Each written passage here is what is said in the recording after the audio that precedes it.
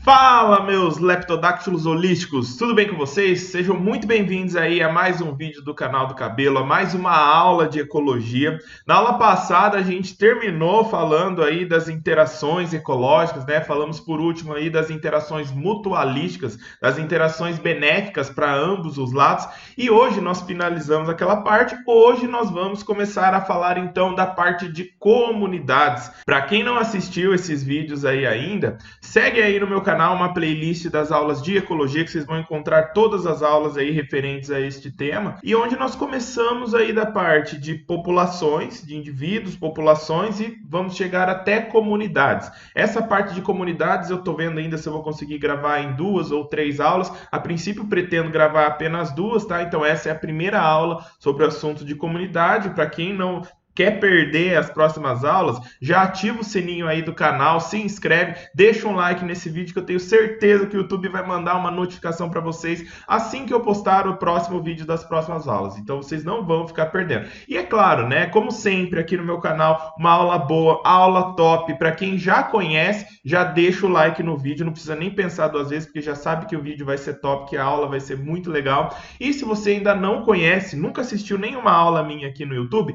não deixa o like ainda. Vai assistindo essa aula aí até o final. A hora que se vocês chegarem à conclusão, falar, pô, acho que essa aula foi legal, foi bacana. Então aí sim, vocês deixam o like e se inscrevem aí no meu canal. Recado importante para a galera também que já me acompanha e sabe que eu trabalho com biologia marinha. Já estamos abertos, né? Já estamos abertos a receber turmas para a realização do curso de biologia marinha presencial lá em Ubatuba, tá? Então quem tem interesse, segue esse Instagram aí que tá no canto inferior esquerdo da tela de vocês, @Projeto Éfera. É o Instagram ali da nossa empresa de Biologia Marinha, Educação Ambiental, onde nós ministramos o nosso curso. Ah, mas você não tem condição de fazer um curso de Biologia Marinha presencial? Nós temos também um curso de Biologia Marinha online. Eu vou deixar o link aqui na descrição do vídeo para que vocês conheçam, né, o meu curso online. Vocês vão ter aula comigo lá, são 18 aulas gravadas, curso super bacana, com certificado e tudo, beleza? Aguardo vocês todos lá. Mas vamos aqui ao nosso assunto, né, da aula de hoje. Vamos falar um pouco sobre a natureza da comunidade. Os estudos de comunidade, acho que dentro dos temas de ecologia, são um dos temas aí, um dos focos dos ecologistas que estão mais em alta. Porque o nosso planeta, se a gente for pensar aí de um modo bem amplo, o nosso planeta ele é sim uma enorme comunidade aí chamada de biosfera. Então, entender como as espécies interagem, as populações e o ambiente elas interagem, tudo isso faz parte do estudo de comunidade. Obviamente que eu vou falar um pouquinho, vou esmiuçar um pouquinho mais esse tema aí. Já adianto que para a aula não ficar muito longa, vocês podem correr ali nos comentários e pegar os minutos, caso vocês estejam procurando por um tema específico dessa aula, vocês podem ir até ali embaixo, ver os minutos lá com o subtítulo e ir direto para o momento do vídeo que vocês querem, né, para não ter que ficar assistindo aí o vídeo como um todo. Essa aula foi gravada tendo como base o livro Ecologia, de Indivíduos a Ecossistemas, tá? É o livro do Beagle, um livro que eu utilizo para montar as minhas aulas, para fazer a maior parte das minhas explicações, porque a gente sabe que às vezes muda alguma coisa de autor para outro, tá? Então eu acabo deixando aí para vocês a minha referência principal, caso vocês queiram consultar e se aprofundar um pouquinho mais no assunto. Vou deixar também aí na descrição um link, caso vocês se interessem em comprar esse livro também, porque eu sou pouco suspeito para falar, né? Mas é o meu livro favorito. Então, tá aí na descrição, caso alguém se interesse, vai ter o link lá, caso alguém queira comprar esse livro. Beleza? Então vamos ao que interessa. Vamos entender primeiro qual que é o nível de organização de uma comunidade. Nós começamos essa playlist de ecologia, todas essas aulas de ecologia, falando sobre organismos, né? Então nós começamos estudando como os organismos eles surgem, como as espécies evoluem, como ocorre o fenômeno de especiação, né? Começamos trabalhando ali num nível mais estrito, né? Falando sobre organismos. Depois, né, óbvio, falando sobre como as espécies elas se diversificam, falando sobre diversificação de espécies, e começamos a introduzir o termo população quando de fato nós entramos no tema população, tá? Vou deixar talvez algum link aí na descrição também para alguns outros vídeos relacionados a esses temas que eu estou falando agora, né? Caso alguém queira recapitular um pouco dessa temática aí. E depois a gente sabe, né, que quando você tem populações de espécies diferentes interagindo dentro de um determinado meio biótico, né, nós podemos chamar isso de comunidade. Então, daqui para frente, nas aulas de ecologia, daqui para frente aqui no meu canal, o tema vai ser focado sim na temática de comunidade. Como nós podemos definir uma comunidade? Se alguém perguntar para vocês assim, ó, o que é uma comunidade? Você vai virar para a pessoa e vai responder assim, olha, a comunidade é uma assembleia de populações que ocorrem juntas no espaço e no tempo. Talvez a pessoa entenda, talvez ela vai dar uma bugada. Vocês aí, comenta aí, vocês entenderam ou bugaram?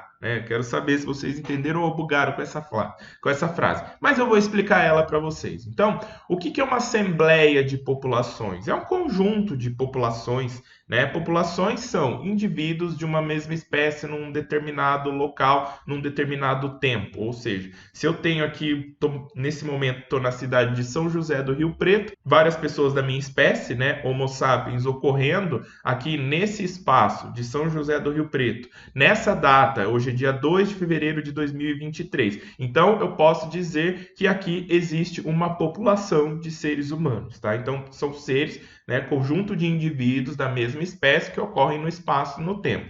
Uma comunidade não é simplesmente um conjunto de populações ocorrendo no mesmo espaço e no tempo. Porque vamos imaginar assim, eu tenho como meu espaço o estado de São Paulo.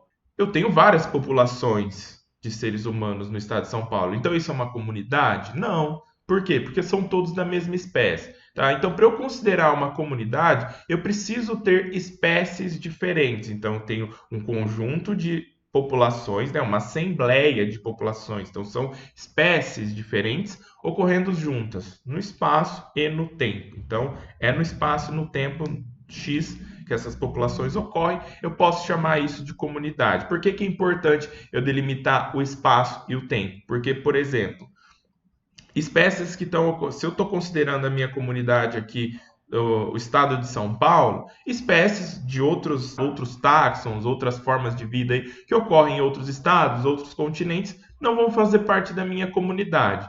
E se eu pegar, por exemplo, seres humanos, cães, gatos e tal, eu tenho espécies diferentes. Só que se eu pegar aqui, esses dias na minha cidade aqui ao lado, foi achado um osso de dinossauro. Eu posso falar que dinossauros fazem parte aqui da minha comunidade? Não, porque não ocorrem no mesmo tempo, né? O nosso tempo agora não é o mesmo do que ocorreu antes. Acho que deu para vocês entenderem, não, né? Então, a comunidade é uma assembleia de populações de espécies diferentes, né? Óbvio que ocorrem juntas no espaço e no tempo, juntas no espaço e no tempo.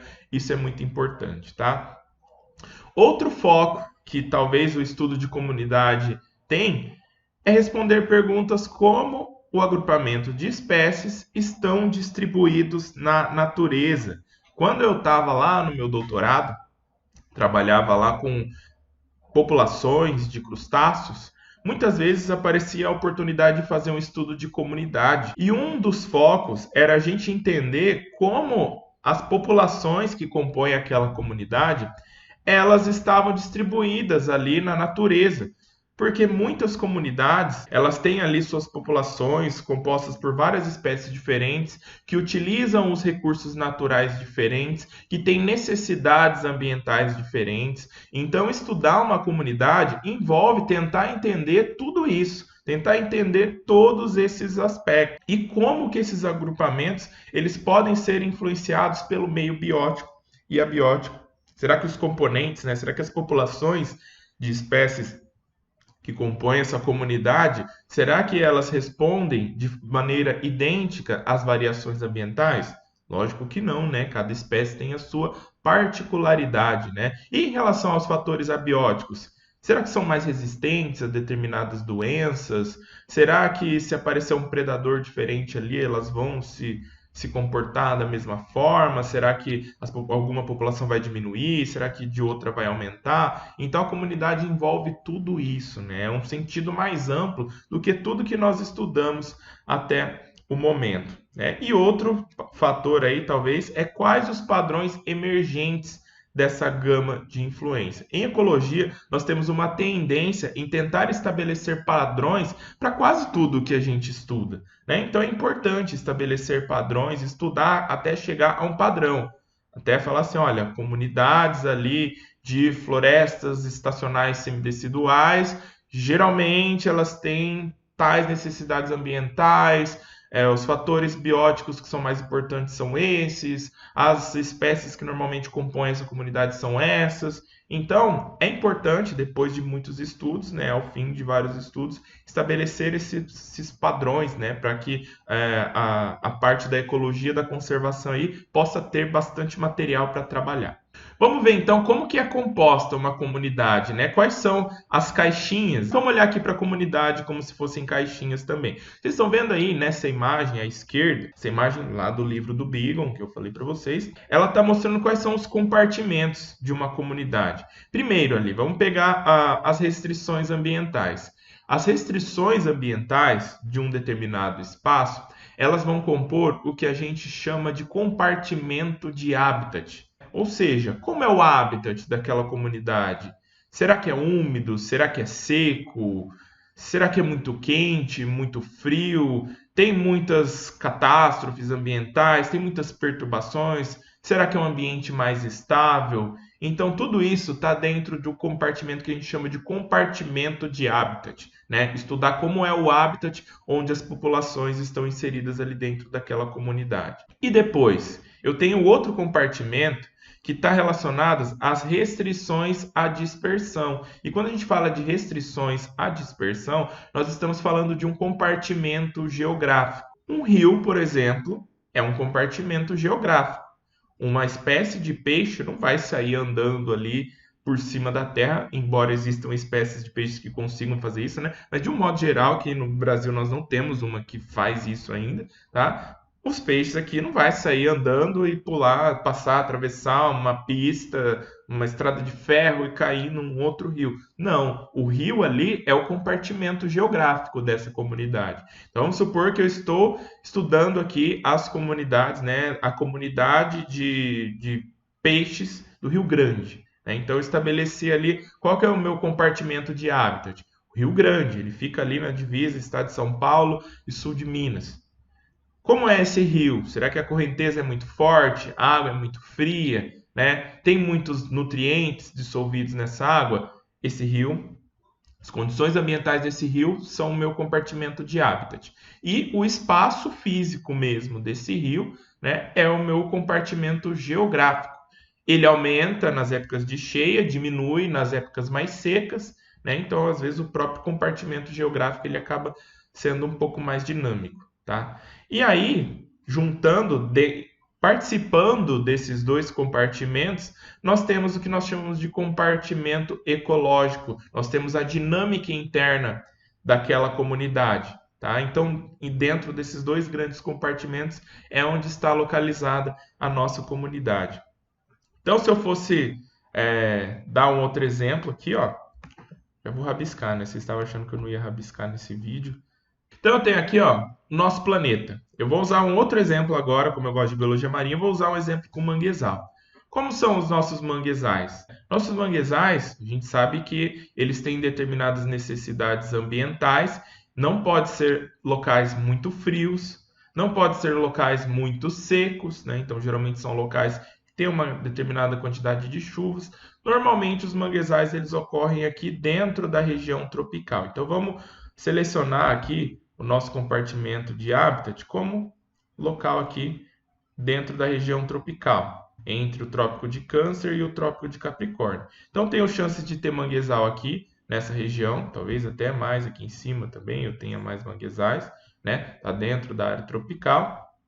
Do outro lado do continente, eu posso ter manguezal aqui também nessa região, tá? Está dentro da área tropical. E isso seria o nosso compartimento geográfico e o nosso compartimento de habitat. Qual que é o compartimento de habitat? clima tropical, umidades, temperaturas um pouco mais elevadas, e o compartimento geográfico entre o Trópico de Câncer e o Trópico de Capricórnio. Então, latitudes muito altas, dificilmente nós vamos encontrar manguezais. Qual a nossa comunidade? Posso ter várias aqui dentro dessa restrição de espaço e de habitat que eu coloquei aqui para vocês, tá? Só para vocês entenderem a questão da compartimentalização das comunidades. E as comunidades, elas podem ser estudadas também em várias escalas. Eu costumo dizer que é difícil eu olhar para o ambiente e falar assim, ó, isso aqui é uma comunidade. Por quê?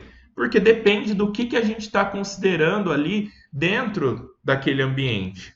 Por exemplo, para um local grande como, por exemplo, a região sul do país, região norte, sei lá, uma região do país, né? Vamos colocar a região sul, que a gente sabe que tem algumas particularidades a mais. Eu posso considerar toda aquela região como uma comunidade. Eu posso falar assim, ó, comunidade de mamíferos da região sul do Brasil. Ou seja, delimitei uma área grande, porque eu estou estudando mamíferos. Podem ter mamíferos de grande porte, como uma onça pintada, anta, alguns cervídeos. Também podem ter mamíferos de pequeno porte, como roedores, algumas cuícas. Agora, se, por exemplo, eu quero estudar animais pequenos, como, por exemplo, afídeos, pulgões, uma única árvore pode ser o espaço da comunidade. Então, você percebe que uma comunidade pode ser um espaço de muitos quilômetros quadrados, até um espaço de poucos metros quadrados, tudo depende de como eu delimitei, de como eu levei em conta a escala dessa comunidade. Então, eu posso estar estudando um bioma inteiro, por exemplo. Eu posso pegar uma comunidade e estudar ela numa escala global. Eu posso falar assim, ó, comunidade de espécies arbóreas da Mata Atlântica. Então, tem aí o mapa para vocês verem onde está localizada a Mata Atlântica. Então, pode ser um espaço muito grande. Porém, dentro da Mata Atlântica, eu posso pegar um espaço menor, depende do foco que eu quero dar para o meu estudo. Eu posso pegar, por exemplo, uma das fitofisionomias da Mata Atlântica. Posso pegar, por exemplo, floresta ombrófila mista. Aquelas florestas que a gente tem em abundância ali no Paraná ou mais na região sul do Brasil. Eu posso pegar e falar assim, não, eu quero estudar as espécies de répteis que compõem, né, a comunidade da floresta ombrófila mista. Eu posso fazer isso também. Ou espécies vegetais da floresta ombrófila mista. Eu peguei um pedaço da Mata Atlântica. Ou eu posso diminuir ainda mais a minha escala. Eu quero estudar espécies que estão vivendo nas bromélias da floresta ombrófila mista. Então, tem bromélias lá na floresta e tem espécies que vivem dentro dessa água que contém nas bromélias. Podem ser pequenos invertebrados, podem ser anfíbios, pode ser uma série de coisas ali que podem se beneficiar com esse microhabitat que uma bromélia fornece. Então, a minha escala de comunidade já diminuiu um pouco mais. Eu posso restringir ainda mais? Posso. Ao invés de eu me restringir ao habitat, eu posso me restringir a um determinado grupo taxonômico. Eu posso falar assim, ó, mesmo dentro das bromélias, eu só quero as espécies de anfíbios. Então, eu vou descartar artrópodes, eu vou descartar aracnídeos, eu vou descartar tudo que tiver. Artrópode, aracnídeo e artrópode, né, gente? Nem parece zoologia, né? Mas, enfim, eu posso pegar só um grupo taxonômico. Aqui eu quero anfíbios. Posso tirar essa cecília aqui, porque eu sei que cecília não vive em bromélia. Posso falar assim, ó, eu quero estudar só anuros. Não quero estudar nem salamandra, nem cecílias. Então, eu peguei só um grupo de anfíbios. Ah, eu quero estudar só anfíbios da família Ilidae, dentro que vive em bromélia. Olha só como eu vou restringindo a minha comunidade. Então, existem várias escalas que vocês podem considerar uma comunidade, tá? Porém, tem que obedecer aquela regrinha de ser uma assembleia de populações que está num determinado espaço e tempo. E agora nós vamos ver, no ponto de vista da ecologia, como nós podemos descrever a nossa comunidade. Afinal de contas, né, se eu vou fazer um estudo de uma comunidade, eu preciso descrever a minha comunidade. E existem alguns descritores muito famosos aí para quem estuda a comunidade. Um deles, e talvez o mais fácil de guardar, né, o mais utilizado para muitos muitos estudos, desde os mais básicos até os mais complexos, é o conceito de riqueza de espécie. Professor Cabelo, o que é riqueza de espécie? Riqueza de espécie é uma coisa que você não pode confundir com diversidade de espécie, porque é muito comum ocorrer essa confusão, né? Achar que um lugar ele tem uma diversidade enorme. Por quê? Porque tem muitas espécies diferentes. É diferente, tá? A diversidade não é só isso. Isso é a riqueza. Então, riqueza de espécies é o número de espécies em uma determinada comunidade. Para ilustrar isso aqui para vocês, eu preparei esses dois quadradinhos aí com bolinhas coloridas, tá? Cada quadradinho, cada quadrado desse, quadrado A e o quadrado B, são duas comunidades, tá? Um exemplo hipotético aqui, tá, gente? Então, eu vou falar que o meu quadrado A é a comunidade A e o meu quadrado B é a comunidade B. Cada bolinha dessa, de cada cor, é uma espécie diferente.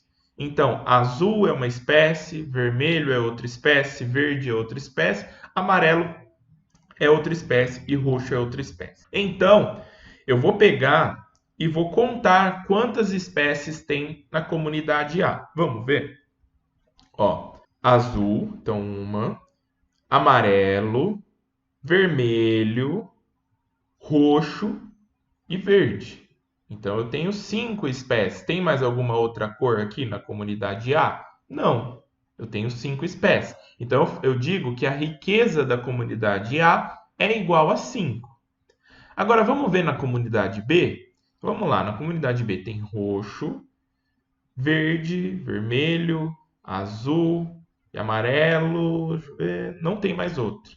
Então também tem 5 espécies diferentes na comunidade B. Então eu posso dizer que a riqueza da comunidade B é igual a 5.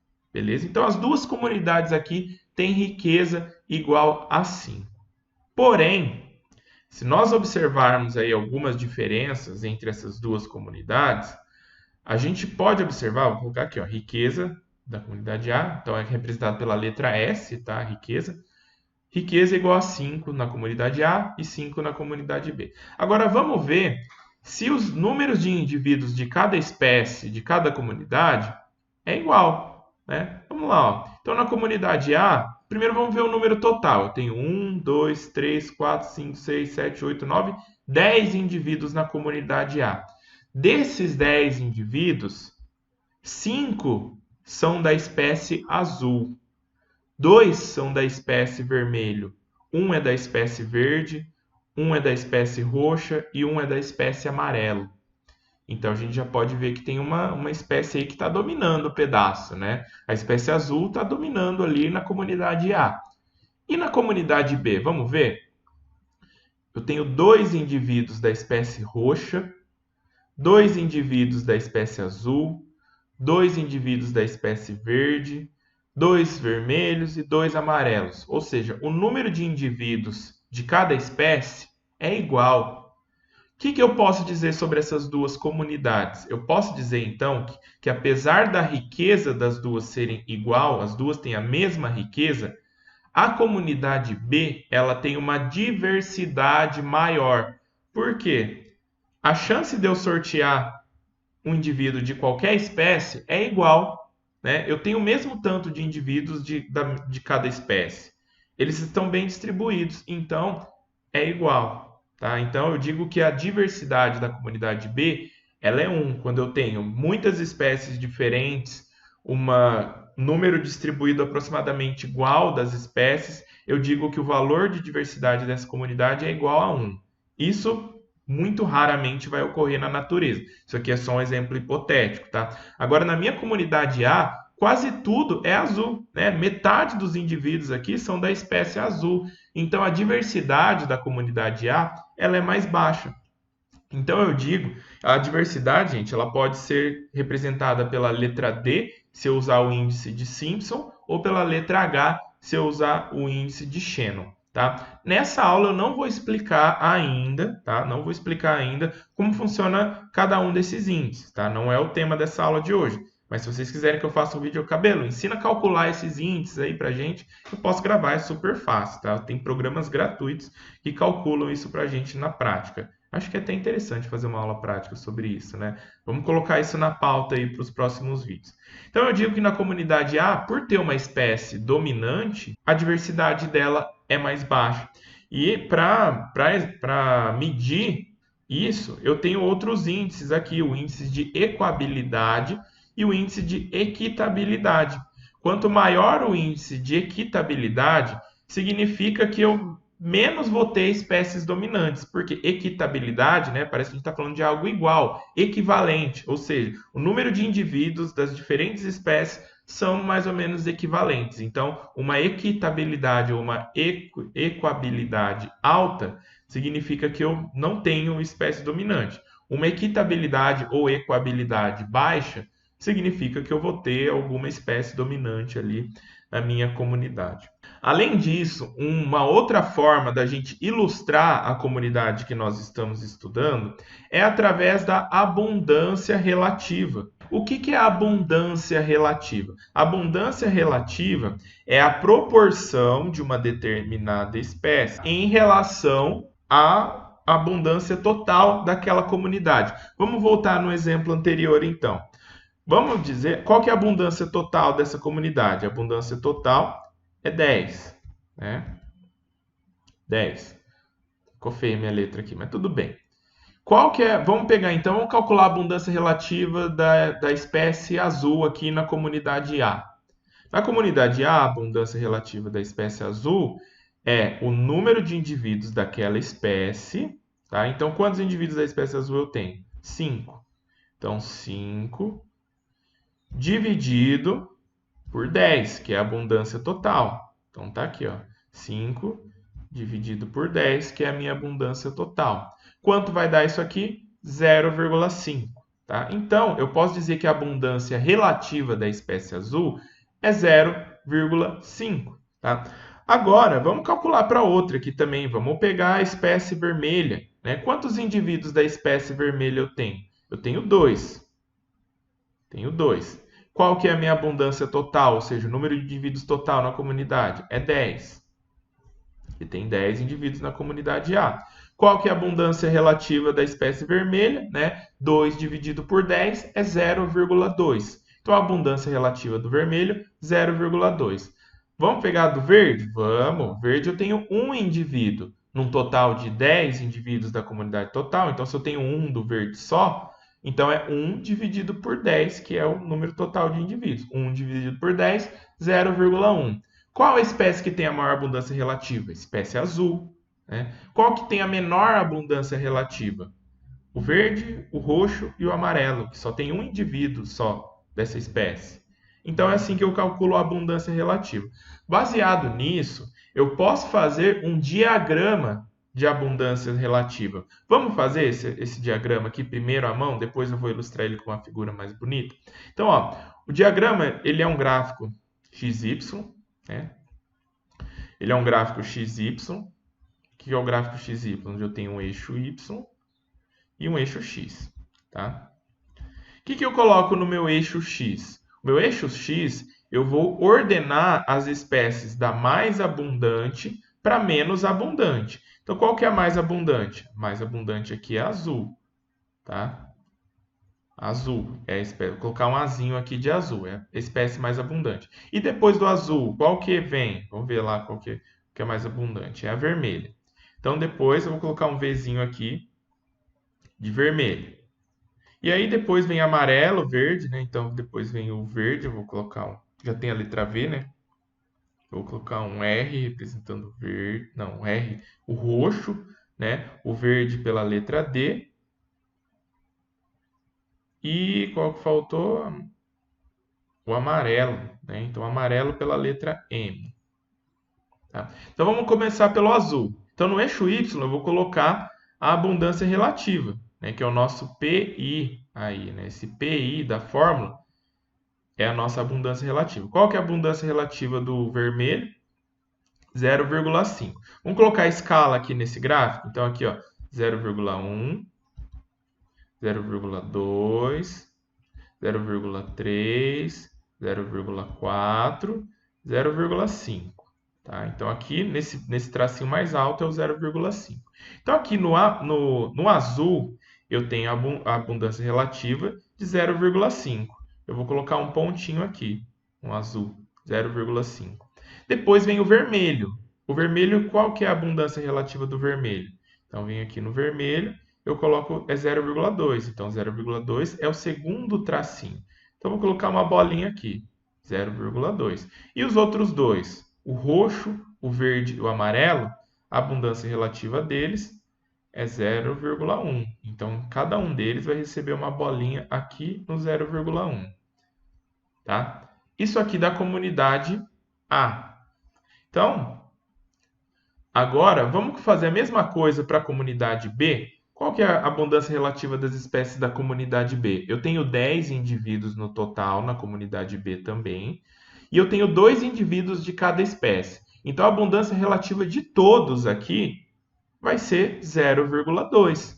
Então, vamos lá para o nosso gráfico novamente. Vou fazer de outra cor aqui o gráfico, o diagrama de abundância da comunidade B. Vou trocar aqui a cor. Vou colocar azul, só para ficar bem diferente ali do vermelho. Então, aqui, vou colocar os pontinhos agora da comunidade B. Qual que é vou colocar aqui de novo, ó, azul, vermelho, roxo, verde, que é a letra D, e amarelo, que é a letra M. Agora vamos colocar as bolinhas, né? A gente viu que o azul na comunidade B, a abundância relativa dele é 0,2. Então a bolinha aqui vai ficar aqui. E do vermelho, também 0,2. E do roxo, também 0,2. E do verde, também 0,2. E no amarelo, também 0,2. Olha que coisa interessante. Eu vou trocar a cor da caneta novamente, daqui a pouco.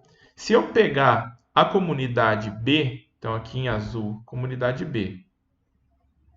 Se eu pegar a minha comunidade B, o diagrama de abundância dela ficou uma linha horizontal. E olha que legal, ela é a que tem a maior diversidade de todos. Então, ela ficou uma linha horizontal.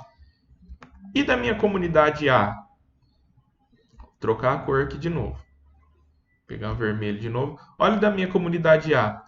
Ela ficou uma linha para baixo. Não ficou? Da comunidade A ficou uma linha para baixo, da comunidade B ficou uma linha horizontal.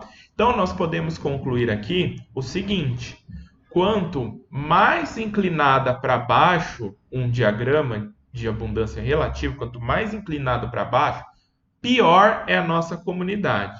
A comunidade mais bonitinha, com a maior diversidade biológica, ela tem que dar uma linha menos inclinada possível. Então, quanto menos inclinada, melhor, tá? Mais diversidade, mais equitabilidade, tá? É assim que a gente interpreta um diagrama de abundância relativa. Isso aqui é um exemplo hipotético com bolinhas coloridas, mas agora a gente vai ver um exemplo prático aqui. Vou apagar essas rabisqueiras que eu fiz e vou colocar aqui um exemplo prático. Então aqui, ó, esse exemplo prático, esse gráfico também está ali no livro do Beagle, tá? E ele traz um estudo da mesma comunidade, porém em anos diferentes, em épocas do ano diferente. Então vamos ver ó, que aqui ele começou ó, em 1856, né? Então foi aqui que começou o estudo. Depois foi fazendo ao longo dos anos o diagrama de abundância e tal. E aqui é o estudo mais recente, de 1949. Então saiu de lá de 1856 até 1949. O que a gente observa aqui? Que essa comunidade ela foi piorando ao longo do tempo. Olha quanta informação que um gráfico desse consegue trazer para a gente. Essa comunidade ela saiu daqui de 1856, ela estava inclinado, mas não muito. E conforme foi passando o tempo, né, conforme foi passando, olha ali da direita para a esquerda. Quando chegou aqui em 1949, ela está quase uma linha reta para baixo. Ou seja, a diversidade ali ela diminuiu muito. Enquanto que lá em 1856 ela era bastante. Cada bolinha dessa é a abundância relativa de uma espécie diferente, tá? É a mesma coisa que eu fiz no gráfico anterior, só que ele fez aqui, ó, com muito mais espécies do que do exemplo que eu fiz hipotético ali para vocês. Então aqui, ó, cada bolinha dessa é uma espécie, ó. Cada bolinha dessa do gráfico é uma espécie. Então ele começou aqui da espécie mais abundante e foi indo para a espécie menos abundante, até chegar aqui embaixo, nas espécies que quase não tinham indivíduos.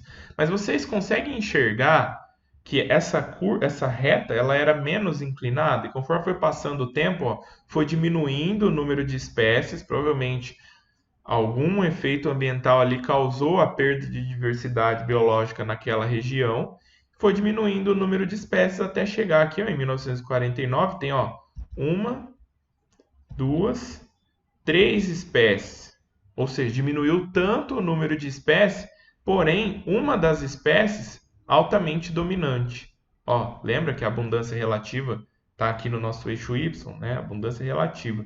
Então tem uma espécie aqui muito dominante, ó. Tá dando quase dominância de 1. Quando uma dominância for igual a 1, significa que só tem aquela espécie naquele ambiente. Então essa aqui está quase chegando a 1. Provavelmente alguma espécie exótica ou alguma espécie muito resistente que sobrou aqui, tá? E depois tem outras duas espécies aqui bem menos abundantes. Conseguiram entender? Coloca aí nos comentários. Se vocês ficaram com dúvida desse conteúdo, vocês sabem que vocês podem entrar em contato comigo no Instagram, cabelo_thiago. Tá? Então é isso, gente. Eu espero que vocês tenham gostado desse vídeo, né? Espero que a aula não tenha ficado muito longa. Já me segue, compartilha esse vídeo com quem está estudando para ecologia também e a gente se vê no próximo vídeo. Um abraço para todo mundo.